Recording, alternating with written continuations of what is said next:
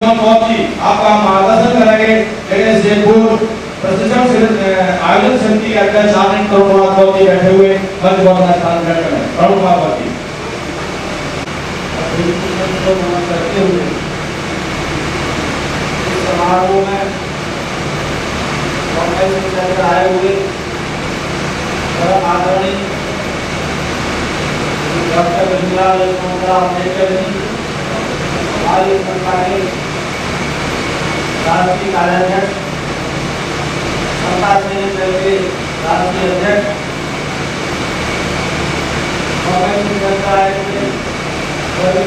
साहब जी एवं राष्ट्रीय सचिव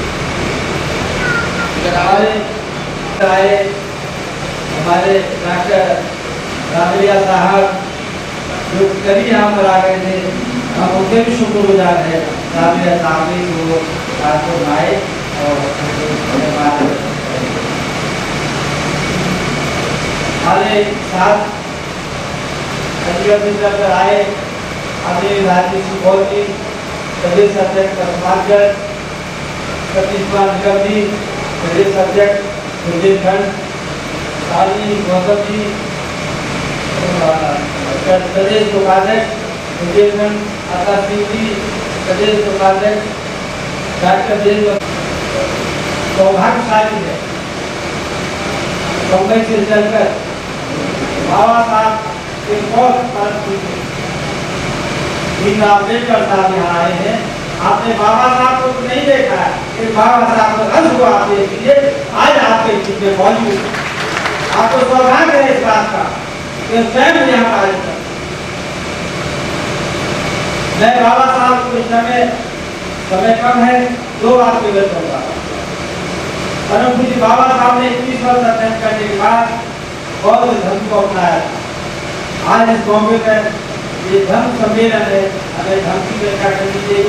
मैं आप सबसे ये अपील करता हूँ, अनुरोध करता हूँ, आप सब बाबा साहब ने बौद्ध धर्म दिखाया है, उस बौद्ध धर्म को अपनाएं, उसकी दीक्षा लें, उस पर चलें। उसमें जो 5 चीजें दी गई है, ये दोनों 5 चीजों का इंसान पालन करेगा तो यकीन मानिए उसका जीवन सफल हो जाएगा। तो ये मेरा आज आपको है। परंतु बाबा साहब ने दुनिया से जाने से पहले कहा था, शिक्षित बनो, संगठित जाओ, संघर्ष करो। मैं केवल एक पे बात करना चाहूंगा, परंतु बाबा साहब ने कहा शिक्षित बनो। बाबा साहब ने यही कहा था, शिक्षा वो खेती का दूध है, इसको पिएगा वो लड़ाएगा, कहाँ रहेगा। आप बताएं, आप अपने बच्चों को शेर बनाना चाहते नहीं बनाना चाहते? हर इंसान अपने बच्चों को शेर बनाना चाहता है, क्या हमारी बहन है, भाई है। आप बाबा साहब के मिशन को मान ले, बाबा साहब के उद्देश्य को मान ले, अपने बच्चों को शिक्षा दीजिए, उनको शेर बनाइए। आज बाबा साहब कहा इस फोटो को इस देश का राजा है, देश का प्रधानमंत्री, इस देश का राष्ट्रपति खुद गुजरा के नमन करता है। ये सक्सेस कैसे हुई, ये शक्ति बाबा साहब कैसे प्राप्त हुई? केवल शिक्षा के वजह से। आज हम जो बाबा साहब की मूर्ति बहुत कम्युनिटी कर रहे हैं, मेरा अनुरोध है, अपील है, अब बाबा साहब के मिशन को आगे बढ़ाने के लिए हमको स्कूल और कॉलेज खोलने चाहिए ताकि हमारे बच्चे पढ़ सके। अब वक्त ऐसा आ रहा है, हमारे आने वाली पीढ़ी को पढ़ने के लिए मुहैया नहीं होंगे, वो इंजीनियर नहीं बन पाएंगे, वो डॉक्टर नहीं बन पाएंगे। शिक्षा इतनी महंगी होती जा रही है। आज मैं बाकी समय के साथ मैं हमारे रामलिया साहब का और हमारे विकास साहब का, निकाले साहब का स्वागत करता हूँ। बहुत बहुत धन्यवाद।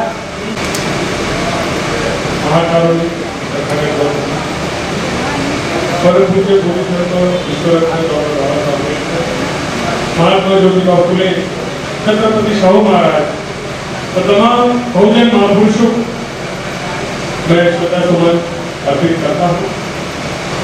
उसी तरह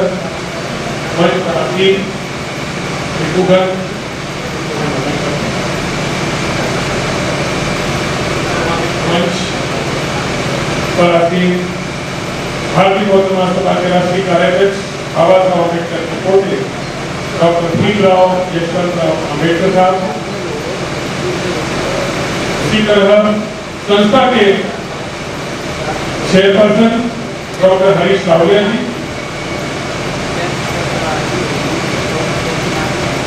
राष्ट्रीय संगठक सुमन साहब, बुंदेलखंड के अध्यक्ष निगम साहब, पश्चिमांचल के अध्यक्ष राजीव साहब, बॉम्बे से चल के आई हमारी महिला शिक्षिका बहन गायकवाड़, भाइयों बहनों सबको नमो बुद्धाय, जय भीम। भाइयों बहनों, कानपुर की धरती पे ये ऐतिहासिक दिन है हमारी संस्था का, जो बाबा साहब के द्वारा बनाई गई उस संस्था के माध्यम से ये शांति शिविर एक अपने आप में एक अलग घटना रखता है। ये कोई साधारण घटना नहीं है। आप मुझे बताओ पूरे भारत में कौन शांति शिविर लेता है, कौन सी संस्था का नाम है? आपको पता लगेगा कोई वक्त नहीं है, शिवाय और शिवाय सिर्फ बाबा साहब के द्वारा स्थापित बुद्धिस्ट सोसाइटी ऑफ इंडिया, जो सही मायने में बाबा साहब के शब्दों को पूरा करने के लिए धर्म का प्रचार लाखों करोड़ों लोगों तक लेके जा रहा है। भाई बहनों, आपकी इसी उत्तर प्रदेश की धरती पे मेरठ, गाजियाबाद, नगीना 25,000 से 50,000 की सभा में जहाँ पे हमारा शुरुआत भाई भी आया, ओबीसी भाई भी आया और हजारों की संख्या में बुद्धिस्ट सोसाइटी के माध्यम से और अन्य बौद्ध संस्थाओं के माध्यम से उन्होंने बौद्ध धर्म की दीक्षा दी। हम चाहते हैं कि कानपुर की धरती पे आप सब लोग, जैसे हमारी बहन गायकवाड़ जी ने कहा कि वो महिलाओं का शिविर लेना चाहती है, अभी वो इटावा में महिलाओं का शिविर लेके आई और वहां की महिलाओं ने बोला कि हम और शिविर चाहते हैं। मैं बहनों से कहना पूछना चाहता हूँ, क्या आप भारतीय बौद्ध महासभा का महिलाओं का शिविर लेना चाहेंगे? आप ऊपर करके मुझे बताएं।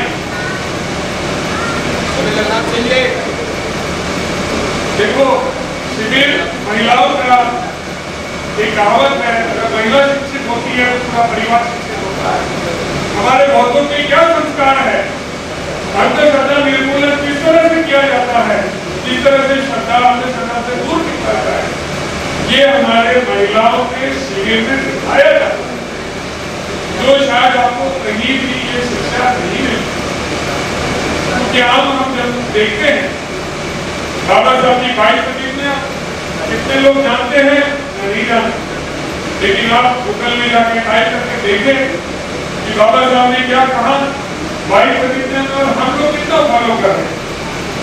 मैं बहनों को आह्वान करना चाहूंगा और मेरी टीम को जो मुझे उद्घाटन की है कि ये डेट में हमारे केंद्र से शिक्षिका आएंगी और चाहे 5 दिन का हो, आप महिलाओं का शिविर दीजिए, महिलाओं को बताएं।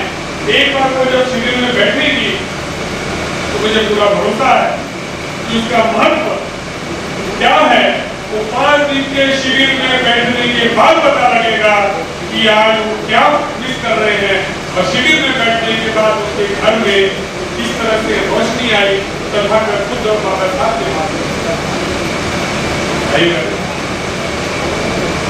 सामने मैं सबको मालूमात देता हूँ जो पिछले 10 दिन से अपना घर बार छोड़ एक जगह सामने धरे और सामने धरने के बाद उन्होंने अपना मत दिया कि उनको कैसा लगा, जीवन में वो बात हो रह गई थी जो शायद जीवन डालने के बाद भी उसको महसूस हुई कि मैंने क्या मिस किया। ये वही बताएंगे वो और अधिक आपको ऐसा। दूसरी एक बात और कहना चाहता हूँ, आपके पास सामने बाजू में भदोई जिला हमारे जो भी पदाधिकारी कोई भी कार्यक्रम लेते हैं, हमारा प्रोटोकॉल है कोई भी धर्म को, चाहे वो हिंदू हो, मुस्लिम हो, क्रिश्चियन हो, किसी को भी किसी के भगवान को क्रिटिसाइज नहीं करना। मैं ये इसलिए जोर देके कह रहा हूँ कि हरदोई में ये बात हुई कि वाचक लोग रहते हैं तथाकथित बाबा साहब के बारे में बताते हैं, तो वहाँ एक कार्यक्रम चल रहा था पिछले 5 दिन से, और 5वें दिन वहाँ पे ब्राह्मण ठाकुर लोग जो आए लट लेकर हमारे लोगों को उनके घर, उनका कहना ऐसा था कि उनके देवी देवताओं के बारे में किसी ने गलत, लेकिन अगर किसी ने गलत कहा है तो एफआईआर दर्ज है, लेकिन किसी को सच छोड़ना, बाबा साहब की तस्वीर को फाड़ना और तथाकथित कुदरत को उनके को क्षति पहुंचाना ठीक बात है। मेरे कहने का मतलब ये है कि हमें जो है अपने सभी फंक्शन में किसी भी हम धर्म के देवी देवताओं को कुछ नहीं बोलना है। हम सबका अपना बुद्धिज्म में एक बात है, हम दूसरे धर्मों का आदर है।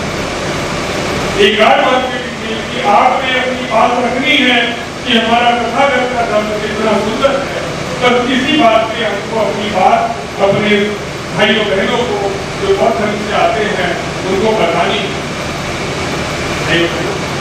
मैं ज़्यादा इतनी बात कहना चाहता हूँ कि आप लोग अगला जब भी कार्यक्रम हो हमारी संख्या में आओ, सुनो कि बौद्ध धर्म की क्या बात है। जिस तरह से बाबा साहब ने कई धर्मों को पढ़ने के बाद क्यों सिर्फ बौद्ध धर्म चुना, मैं चाहूँगा कि शिविर के माध्यम से आप उसको समझे सुने तो आपको महसूस होगा कि बाबा साहब अपने समाज से सबसे ज्ञानी व्यक्ति, अगर उन्होंने हमें ये बात दिखाया है और अगर आप बाबा साहब को मानते हो जिसकी वजह से आपको मान सम्मान गाड़ी होता है, तो बाबा साहब के बताए हुए धर्म के मार्ग को क्यों नहीं एक्सेप्ट किया जा सकता। न सिर्फ एक्सेप्ट करें बल्कि अष्टांगिक मार्ग से लेकर जो कि 24 प्रकार के शरीर होते उसमें भी आप सम्मिलित हुई है। हमारी भारतीय बौद्ध सभा का काम है कि बाबा साहब के द्वारा किया गया ये धम्म के संस्कारों को आप तक पहुँचाए और बाबा साहब के धम्म चक्र को आगे ले जाए। भाइयों बहनों, मैं आपको आखिर में इतनी बात कहना चाहता हूँ कि बाबा साहब कहते थे कि मैं मेरा कारवा बड़ी मुश्किल से मैं यहाँ तक लाया हूँ, अगर आगे ना ले जा सके तो पीछे मत ले जाना साथियों। हम भारत में एक बम्बई से चल के इतने दूर आए हैं वो इसीलिए कि बाबा का कारवा कहीं रुके नहीं, कोई चलता ही रहे। बाबा साहब कहा करते थे मैं प्रथम भारतीय और आखिरी भारतीय हूँ, मैं नारा दूंगा, आपने जय बोलना है, मैं बोलूंगा भारत बाबा, आपने जय बोलना है 3 बार। भारत बाबा की, भारत बाबा की, भारत बाबा की जय भीम, नमो भारत, जय श्रीराम। जय भीम, जय भीम। महाकारुणिक सृष्टि के ज्ञानदाता भगवान गौतम बुद्ध, हमारे भगवान बुद्ध का एक मानवता का उपदेश देने वाले भगवान गौतम बुद्ध जैसे फलक पे चांद सितारों में एक है, जैसे फलक पे चांद सितारों में एक है, वैसे भगवान बुद्ध करोड़ों में एक है। तमन्ना लाख हो जाए, तमन्ना लाख हो जाए, हमारे भीम आंखों में तो वीरान भी गुलजार होता है, वीरान भी गुलजार होता है। हमारे आज के इस कार्यक्रम में मैं सम्मान करता हूँ हमारे सभी भक्तों को। यानी हम लोग जैसे बोलते हैं कि ये कोई जाति है, वो ऐसा नहीं है। ब्राह्मण एक संस्कृति थी और भगवान बुद्ध के समय में अस्तित्व में थी, और ब्राह्मण जाति ने जो भी अभी उस समय भगवान बुद्ध का धर्म डाउन करने के लिए ये लोगों ने जो कुछ भी हमारे ऊपर पैंतरे लगाए और जो कुछ भी हमको किया और ये धर्म को जो नष्ट करने का काम किया, उससे क्या हुआ कि ये धर्म तो नष्ट हुआ, लेकिन पूरी दुनिया में हमारी बदनामी हो गई। आज आप बोलते हैं, मैं तो विश्व के कई कई देशों में जाता हूँ और वहां जाके देखता हूँ लाखों लाखों रुपया मेरी जेब में होता है, लाखों रुपए की चीजें होती है, मैं कहाँ भी रेड रोड के ऊपर रख के उसको निकल जाता हूँ, इधर उधर जाता हूँ, उधर घूमता हूँ, मुझे विश्वास होता है कि मेरी बेटी को वहां कोई हाथ भी नहीं लगाएगा, मेरी बेटी को कोई हाथ भी नहीं लगाएगा। आप विश्व के कोई भी देश में जाइए, आपको इतना सिक्योरिटी मिलेगा, आपकी बैग कहाँ पड़ी है वहां ही पड़ी रहेगी। 4 दिन के बाद में भी आप जाएंगे तो वहां के जो सिक्योरिटी के लोग हैं वो आके लेके वो सिक्योरिटी में जमा करते हैं, लेकिन आपकी कोई भी इंसान ऐसा नहीं आपको मिलेगा कि वहां आपकी बैग चोरी लेके जाएगा। ये क्यों? क्योंकि वहां ये ब्राह्मणी धर्म नहीं है, वहां ब्राह्मणी धर्म गया नहीं है। हमारे देश में आप बैग लगाओ, 5 मिनट के बाद तो पता नहीं चलेगा वो कहां गई, वो मालूम नहीं पड़ेगा, क्योंकि यहाँ ब्राह्मणी धर्म है। मैं कोई धर्म का विरोधी नहीं हूं, लेकिन आपने जो हम लोगों को सिखाया है, आपने हमारे धर्म में जो सिखाया वो गलत बात सिखाई है। हमारे भगवान बुद्ध ने 5 तीनों का पालन करने के लिए बोला, आप तो कुछ अलग ही बता रहे हैं। आपके मैं बताना नहीं चाहता, आप हमेशा ऐसा बोलते कि दूसरा धर्म का विरोध मत करो, मैं किसी का धर्म का विरोध नहीं करता, लेकिन आपको इतना जरूर बताना चाहता हूं कि आप वेद का अभ्यास करें, आप वेद का अभ्यास करें, आप भागवत गीता का अभ्यास करें, आप महाभारत का अभ्यास करें, आपको वहां सब चीजें मिलेगी कि उसमें मानवता के लिए क्या क्या अच्छी चीजें हैं, आपको पता चलेगा। सर वेद आपने पढ़ा है? नहीं पढ़ा। मैं इसमें सबको पूछता हूँ, कौन ऐसा आदमी है जिसने वेद पढ़ा है? एक अंगुली ऊपर करके दिखाइए, वेद किसने पढ़ा? कोई नहीं। कौन है? आपने पढ़ा है? पीछे आपने पढ़ा है? सर आप बताइए वेद में क्या लिखा है? आप बताइए वेद में क्या लिखा है? मैं आपको बताता हूँ वेद में क्या लिखा है।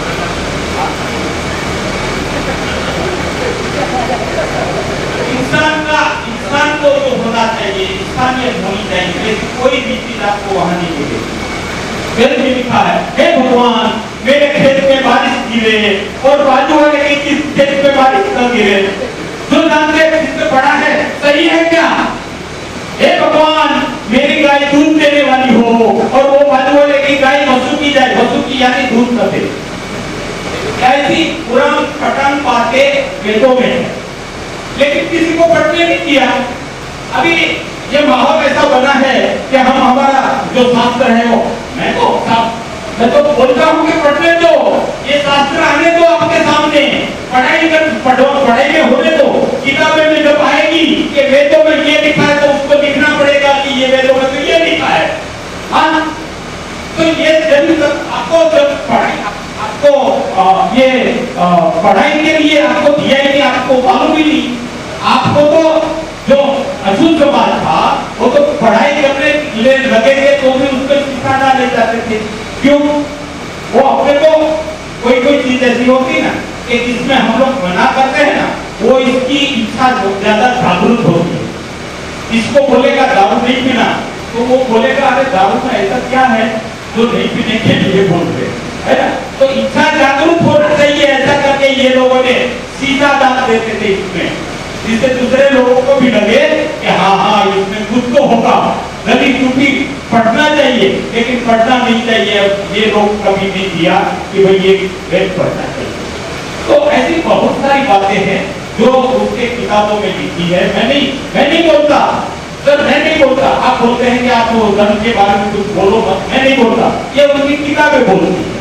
आप कोई भी किताब का अभ्यास कर लो तो वो किताबें उड़न फुटन सब बातें ऐसी लिखी है जो हमारे वैज्ञानिक ढंग से, वैज्ञानिक तरीके का जो भगवान बुद्ध ने बताया है, भगवान बुद्ध ने बताया उसको विज्ञान अणु का बताया सिद्धांत कि कैसे अणु से आदमी इंसान बनता है, कैसे औरत बनती है, कैसे जगत में जिया जाता है, कैसे क्या किया जाता है, ये सब जो है ना। और इसके बारे में भी पता है, हमारे संस्कार के बारे में। संस्कार यदि आप खुद ने मना किया है, दारू पीने वाला होगा तो उसके साथ में मत जाओ, जुगाड़ खेलने वाला होगा तो उसके साथ मत जाओ, तुम्हारी तो बुराई होगी।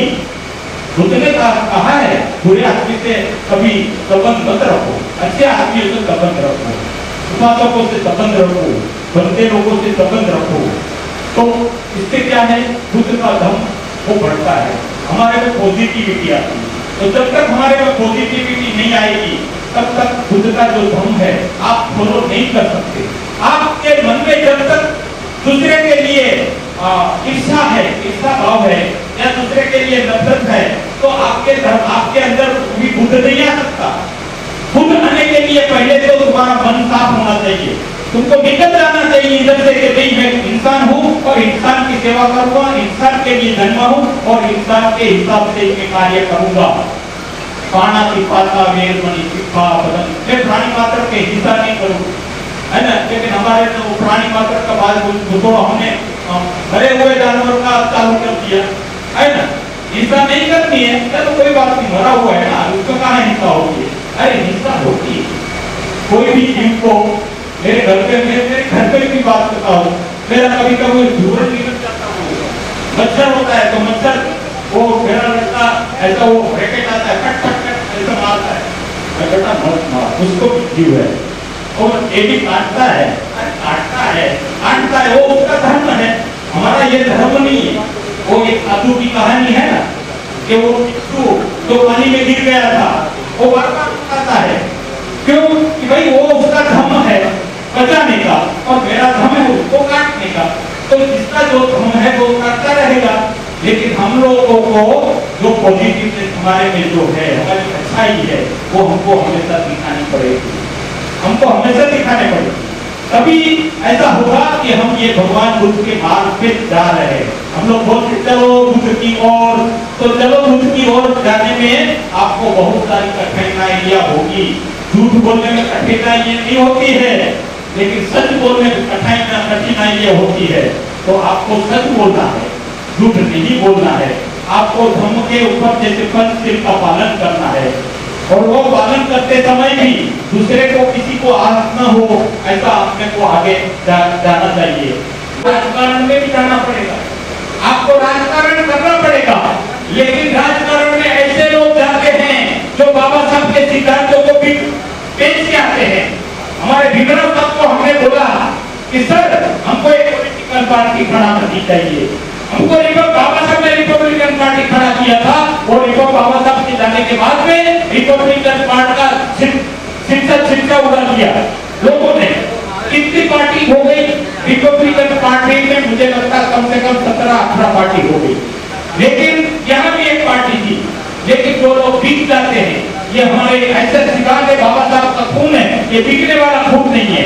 ये बाबा साहब इसीलिए हम बोलते हैं कि सर आप भी एक रिपब्लिकन पार्टी खड़ा करो, हम बुद्धिस्ट सोसाइटी वाले आपको सपोर्ट करेंगे। हमको जरूरत है, इस देश में जरूरत है बुद्धिस्ट सोसाइटी के साथ साथ में पॉलिटिकल, जो लोग पॉलिटिकल करना चाहते हैं उसके लिए भी हमारे बीच में एक ऐसा ये होना चाहिए कि भाई हम लोग पॉलिटिक्स भी करें और उसको हम सबको। लेकिन वो पॉलिटिक्स ऐसा है, बाबा साहब जैसा पॉलिटिक्स किया।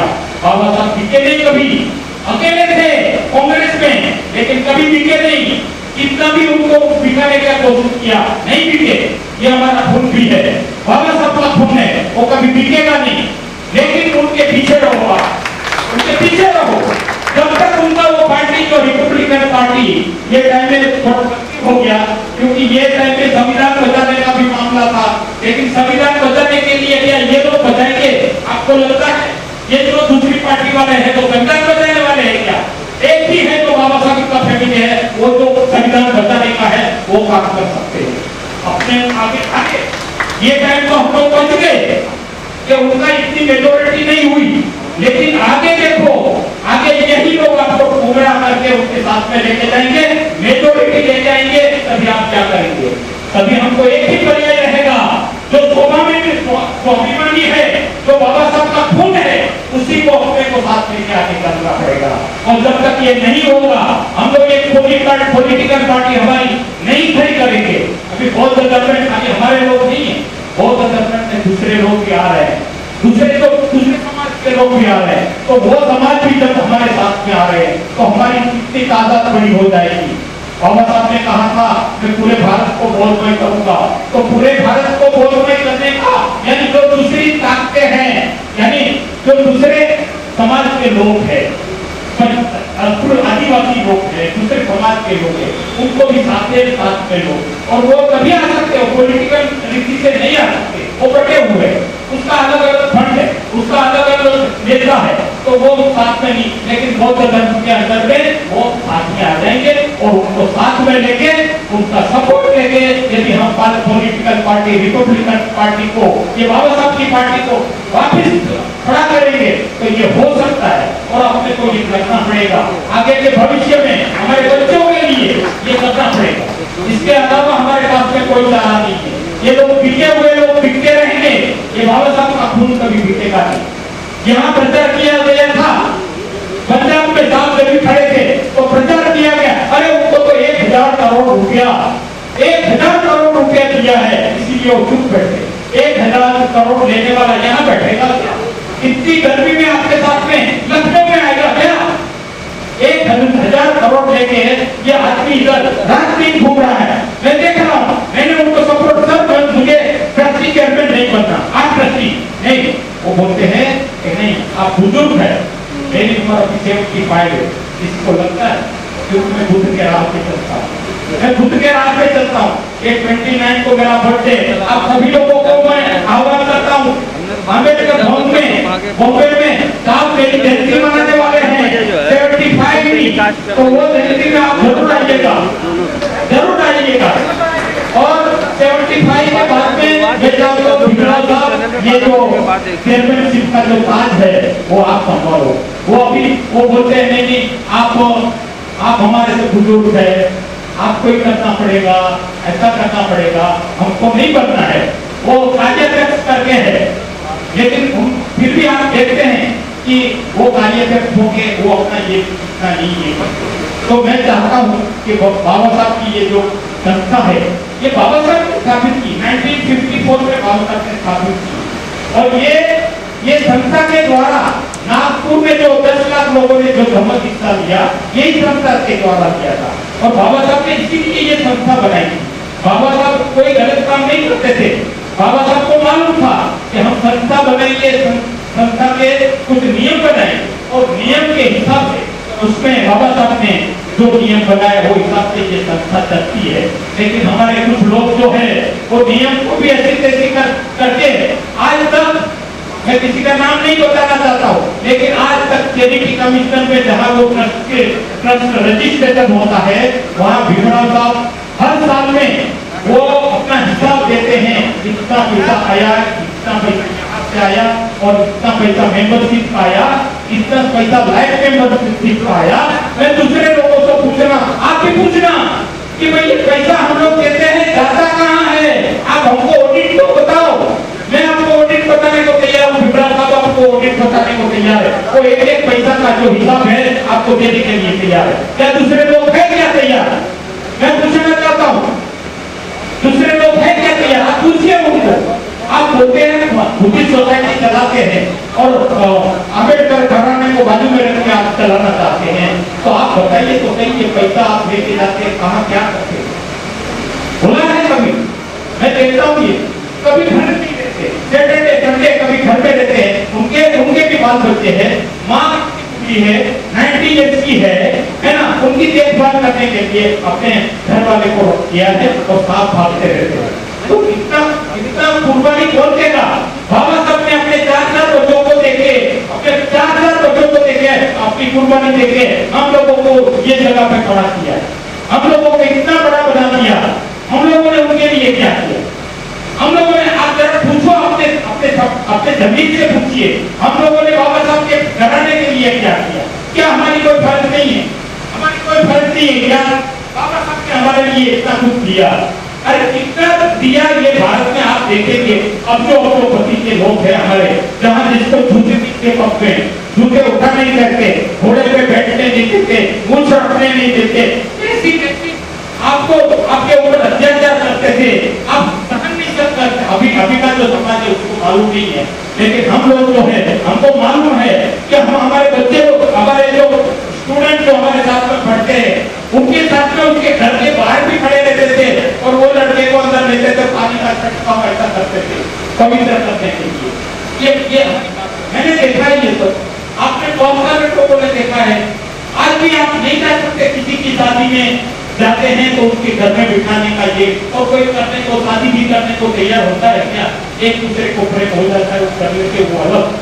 लेकिन ऐसे कोई माँ बाप होता है कि नहीं ये शेड्यूल कास्ट का है, पढ़ा लिखा है, कलेक्टर है, मैं अपनी लड़की उसको दूंगा, ऐसा कोई कभी आपने सुना है? नहीं, ये इनका जो मानस है इसका कुफित कर दिया है कि उसमें कोई बदलाव आने वाला नहीं है। बदलाव लाएगा हमको बाबा साहब की जो विचारसरणी है वो विचारसरणी को आगे लेके जाने के बाद में बदलाव आपको दिखेगा। ये जो 70 साल में जो बदलाव दिख रहा है ये बाबा साहब की जो विचारसरणी है उसके कारण दिख रहा है, बाकी कोई कारण नहीं है। बाबा साहब ने जो हमको अधिकार दिया है वो इसके कारण दिख रहा है कि आप बच्चे चलते रहते गाड़ियों में घूमते हैं। तो मेरा इतना ही कहने का है, ये अम्बेडकर घराना है, उनको हमारे से जितना हो सकेगा उसका सपोर्ट करके उनका ये जो कारवा बाबा साहब ने कहा था मेरा कारवा जो आगे लेके जाते हैं पीछे मत लेके जाना, ये आगे लेके जाने के लिए आगे खड़े हुए हैं। आप उनको पीछे से धक्का देने का काम जरूर करें, पीछे लेने का काम न करें, धक्का देने का काम करें। आपसे जितना भी होता है उतना थोड़ा थोड़ा धक्का मारेगा तो ये कारवा आगे जाएगा और हमारे फिर से बाबा साहब का जो नाम है वो पूरे विश्व में आज तो अमर है और भी अमर हो जाएगा, और भी अमर हो जाएगा। और पूरे विश्व में आज तो बाबा साहब के इतने बड़े बड़े पुतले, अभी साहब जानकार से 125 फुट का आंध्र में एक पुतला है उसका इनॉग्रेशन के लिए, लेकिन साहब नहीं जा सकते। ये उम्र में ज्यादा बड़े हैं भीमराव सुंदरराव अम्बेडकर से, इसलिए ये निर्देश दे सकते हैं, उनसे कह सकते हैं साहब काम करिए, क्योंकि भारत देश के लोगों को भरोसा है बाबा साहब अम्बेडकर के नाम की अगर ऐसा करेंगे तो उनको पूरा भरोसा ये समझ हो सकता है। लेकिन इसके लिए आवश्यक है कि आपका फीडबैक मिले, ये तभी होगा। माइक है वो आवाज अंदर देता है, ये माइक है, बाकी माइक होता है वो आवाज बाहर निकालता है। इसको ये यहाँ आ जाएगा तो अंदर ले आवाज अंदर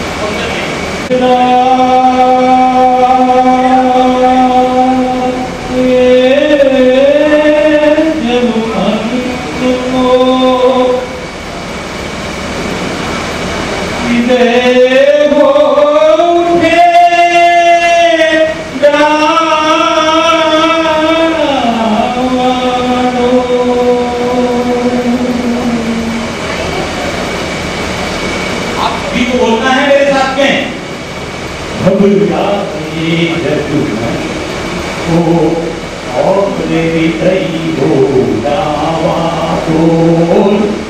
मानव तू मुझसे हम शरणं गच्छामि, धम्मं शरणं गच्छामि, सब लोग बोलिए धम्मं शरणं गच्छामि।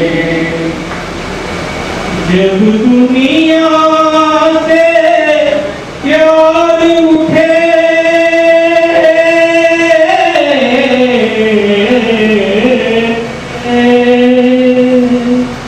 जब दुनिया से प्यार उठे, नफरत की दीवार उठे, माँ की ममता पर जिस दिन बेटे की तलवार उठे,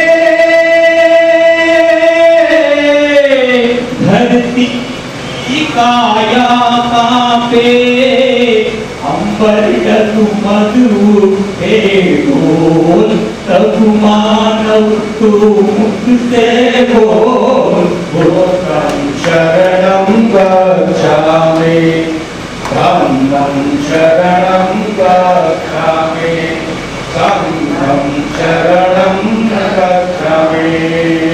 जब शांति का राग उठे, लाल लहू का भाग उठे, इंसानी को आग उठे, माँ में पशु जाग उठे,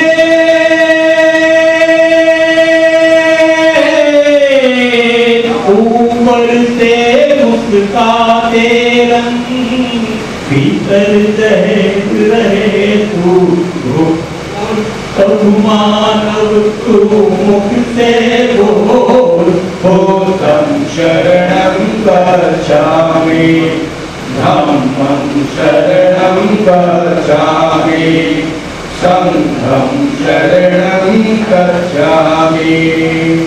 दूर किया जिसने जन्मन से मानवपन का अंधियारा, जिसकी एक किरण को छूकर चमक उठाए जग सारा। दूर किया जिसने जन्मन से मानव मन का अंधियारा, जिसकी एक किरण को छूकर चमक उठाए जग सारा। दीप सत्य का सदा जले, दया अहिंसा सदा फले, सुख शांति की छाया में जनगण मन में प्यार भरे। भारत में भगवान बुद्ध का गूंजे घर घर मंत्र हो, सब मानव तू मुख से बोल, बुद्धं शरणं गच्छामि धम्मं शरणं गच्छामि संघं शरणं गच्छामि। नमो बुद्धाय। आपको साधुवाद। ये स्वागत होगा, ऐसा न हो कि भीड़ भड़का हो जाए। फटाफट फोटोग्राफर पंकज, ये फोटो कैसे आएगी?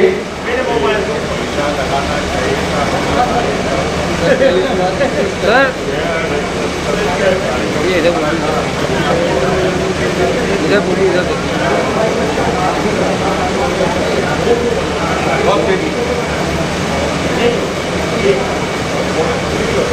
सर साइड से भैया।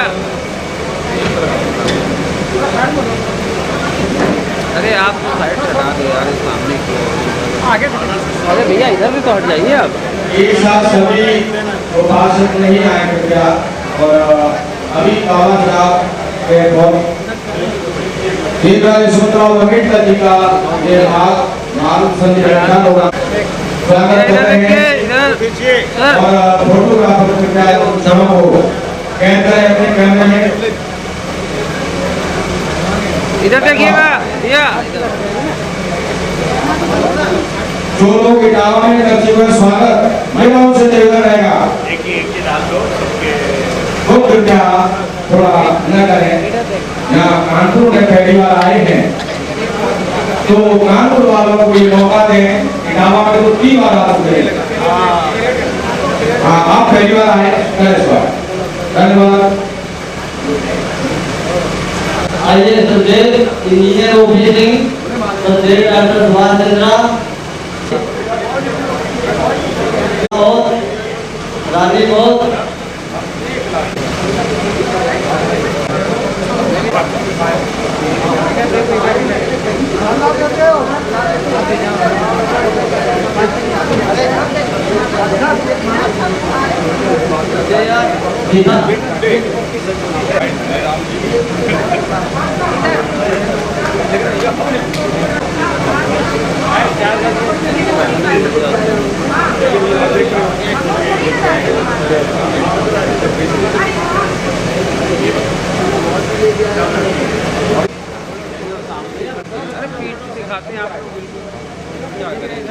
बड़े कार्यक्रम को खत्म करो फटाफट, बहुत जल्दी।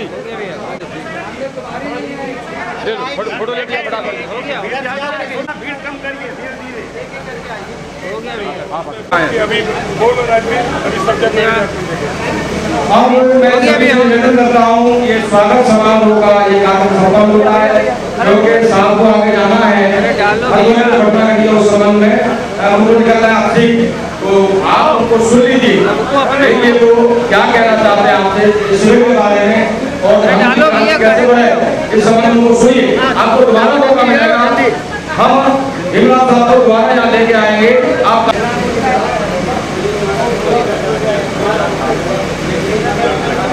भाई बहनों,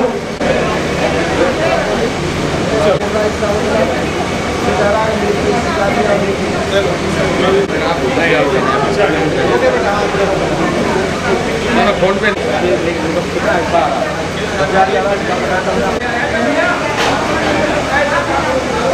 विश्व रत्न बोधिसत्व संविधानकार डॉक्टर बाबा साहेब अम्बेडकर बहुजनों के सभी महापुरुषों को विनम्र अभिवादन करता हूँ। इस भवन पर आसित जब हमने उनका सामने संगमों में करता हूँ। भारतीय बौद्ध महासभा के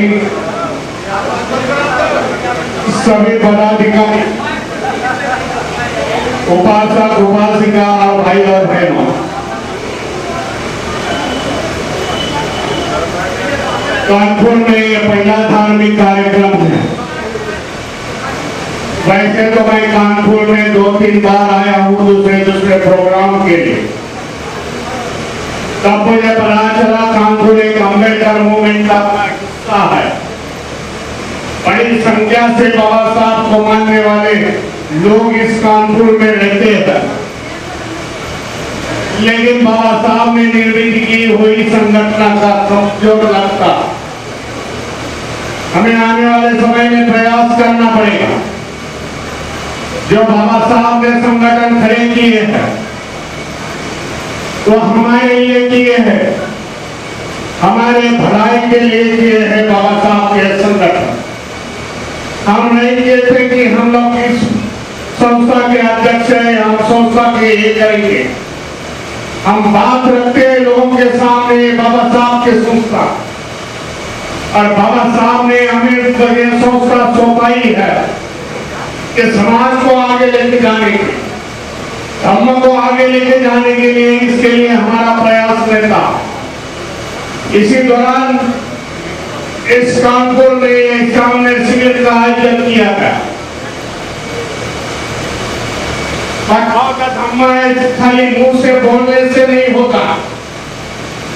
मैं बौद्ध धर्मी हूँ, मैं जय भीम हूँ, लेकिन ये आचरण की व्यवस्था है। बौद्ध धर्म आचरण की व्यवस्था, आचरण में बौद्ध धर्म आना चाहिए।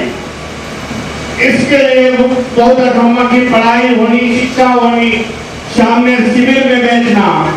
वैसे तो 24 प्रकार के शिविर है बौद्ध महासभा के। इस शिविर के माध्यम से हम इस देश में फिर से बौद्ध धर्म रुझाना चाहते हैं। एक समय था ये देश बौद्धमय था। भगवान बुद्ध के समय, भगवान बुद्ध के समय के बाद 1200 साल इस देश की प्रतिभा बौद्ध थी, यहाँ के लोग बौद्ध थे। एक स्वर्ण भूमि करके देश में इस देश का नाम था। 19 विद्यापीठें थी बौद्ध धर्म की। कल परसों प्राइम मिनिस्टर ने नालंदा विद्यापीठ की निर्मित की उद्घाटन किया।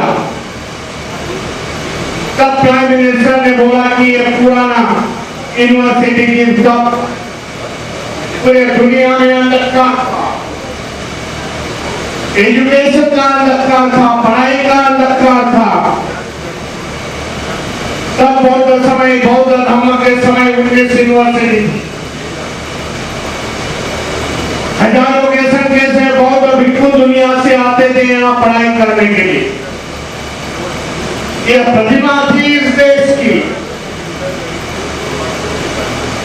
जब 6वीं और 7वें सेंचुरी में बौद्ध धर्म यहाँ से लुप्त हो गया, तब इस देश को अधोगति लग गई, पीछे पड़ गया ये देश।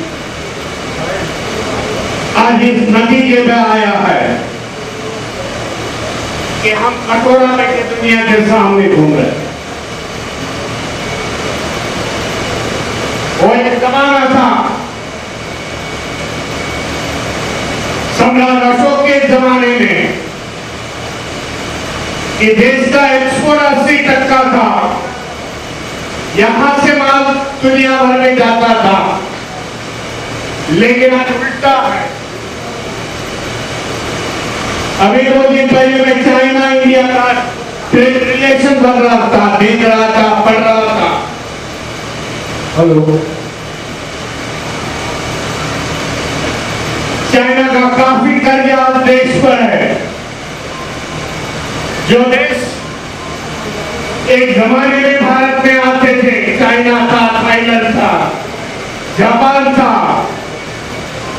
इस देश में से भगवान गौतम बुद्ध का धम्म उनके देश में लेके गए। आज देखा जाए तो दुनिया में सबसे ऊंचे देश है, ऊंचे आगे प्रगति पर।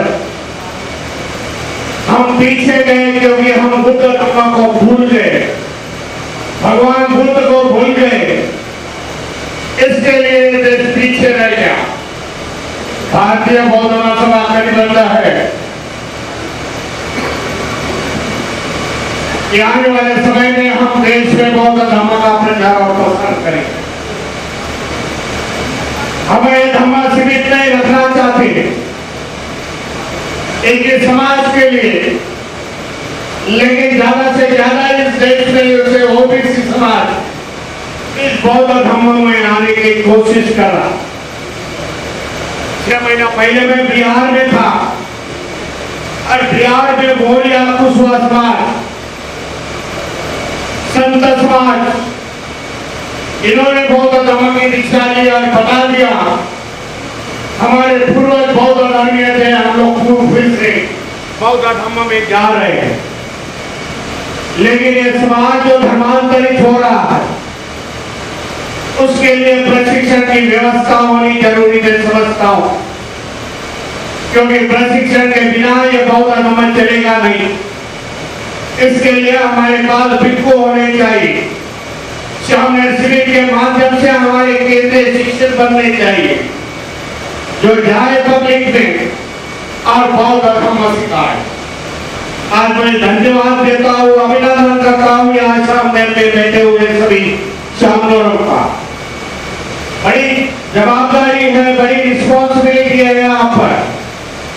भारतीय बौद्ध महासभा बुद्धिस्ट सोसाइटी ऑफ इंडिया आपसे अपेक्षा करती है, आने वाले समय में कल से जब तुम गृहस्थी में जाओगे तब कुछ समय, दिन का कुछ समय बौद्ध धर्म का प्रचार और प्रसार में लगाओ।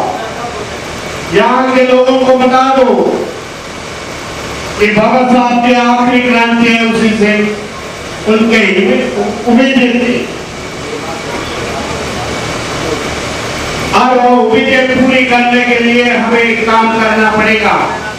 ये उम्मीद के साथ आने वाले समय में पंचशील का ध्वज आपके कंधे पर होना जरूरी मैं समझता हूँ।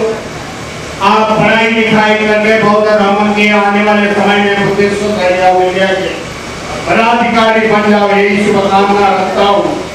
मुझे यहाँ से 120 किलोमीटर दूरी से जाना है, इसके लिए मैंने वाणी को विराम देता हूँ। आपको फिर से धन्यवाद देता हूँ, सभी को धन्यवाद देता हूँ। हमें आने वाले समय में धर्म की क्रांति कानपुर की जनपद पर लेके जानी पड़ेगी। इसी के साथ आपको धन्यवाद देकर मैं वाणी को विराम देता हूँ। नमो बुद्धाय, जय हिंद, जय भारत।